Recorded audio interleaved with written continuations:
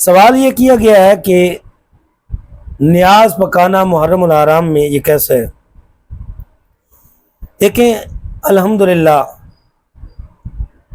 اہل سنت والجماعت کے نزدیک نیاز کسی مہینے میں بھی کسی وقت بھی پکائی جا سکتی ہے۔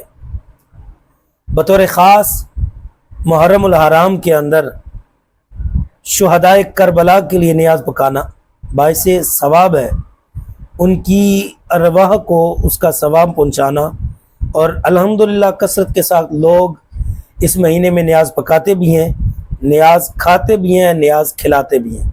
تو اس میں ایک چیز مد نظر رکھنی چاہیے کہ اپنی محافل کو اور اپنے لوگوں کو کثرت کے ساتھ نیاز پکائیں بھی کھلائیں بھی، اس میں کوئی حرج نہیں۔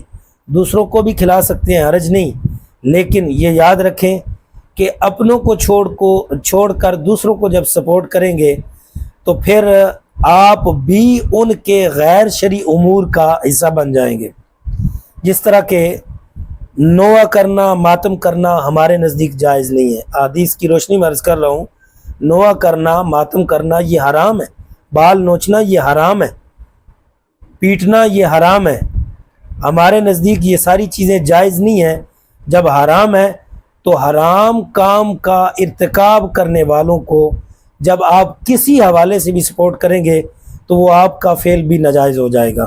لہٰذا نیاز ضرور پکائیں، نیاز ضرور کھائیں اور کھلائیں، لیکن ان لوگوں کو کھلائیں جو حرام کام کا ارتکاب نہ کرنے والے ہوں۔ اللہ تعالیٰ عمل کی توفیق۔